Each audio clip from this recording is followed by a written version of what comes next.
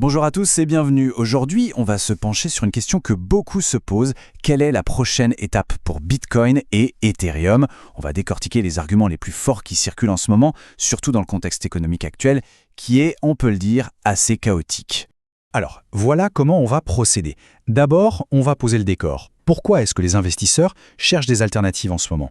Ensuite, on va zoomer sur le cas du Bitcoin, puis sur celui d'Ethereum. Et pour être juste, on regardera aussi l'argumentation d'un sceptique.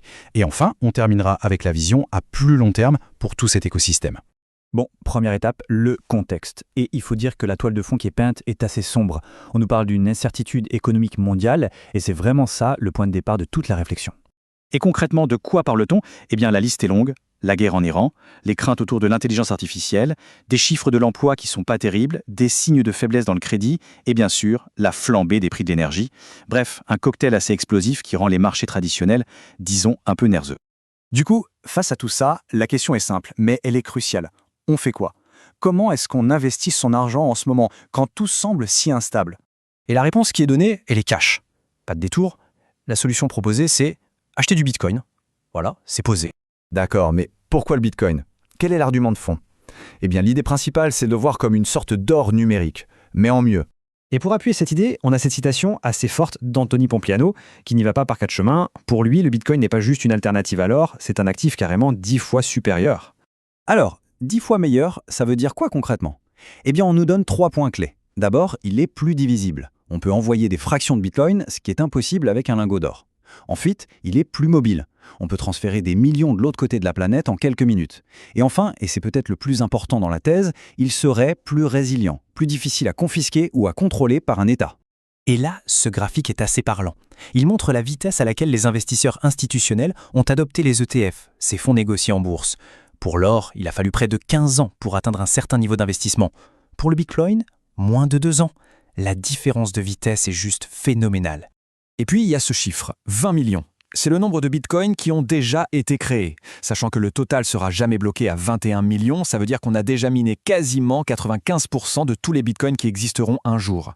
Le message derrière ça est très simple. La rareté, qui est au cœur du projet, devient de plus en plus une réalité tangible. Bon, jusqu'ici, tout semble parfait. Mais pour ne pas avoir une vision unilatérale, il faut aussi écouter les sceptiques.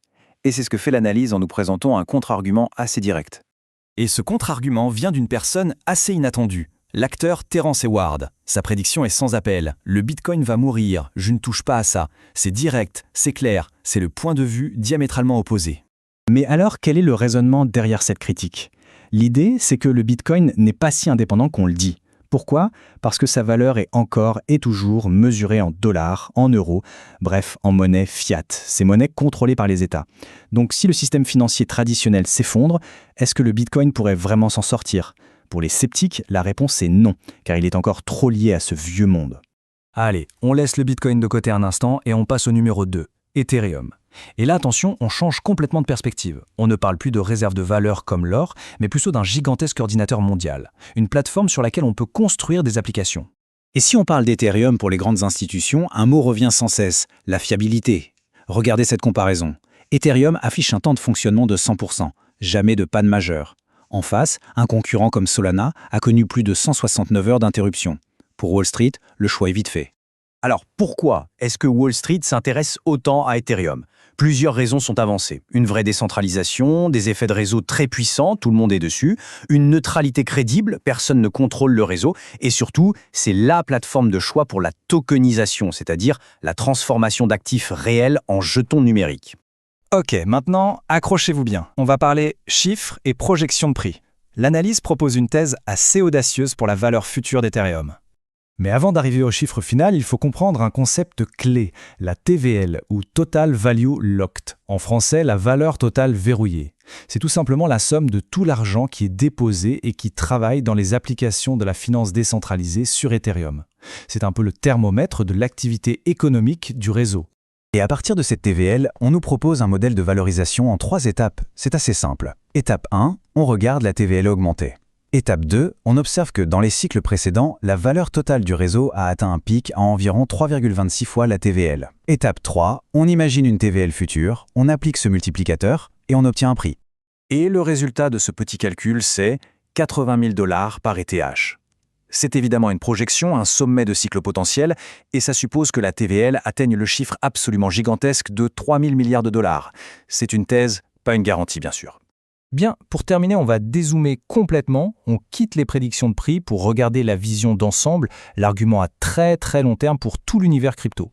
Et cette vision est parfaitement résumée par cette citation de Brian Armstrong, le patron de Coinbase. Il dit, en substance, « Bientôt, il y aura plus d'intelligence artificielle que d'humains. Une IA ne peut pas ouvrir un compte en banque classique, mais elle peut avoir un portefeuille crypto. L'idée, c'est que la crypto devient la monnaie native de l'économie des machines. » Et pour boucler la boucle, cette dernière phrase de Michael Saylor, un des plus fervents défenseurs du Bitcoin, c'est une phrase qui résume l'état d'esprit ultra confiant, presque conquérant, de ceux qui croient dur comme fer à cette thèse. Nous pouvons acheter plus de Bitcoin que les vendeurs ne peuvent en vendre et nous allons tout prendre. Voilà, on termine sur une question ouverte. Si tout cet avenir numérique se concrétise, si l'économie de demain tourne sur ces rails-là, alors que deviendront les actifs d'aujourd'hui, les actifs analogiques? C'est une question vertigineuse qui nous force à repenser ce qu'est la valeur. Et sur cette pensée, on va se quitter pour aujourd'hui.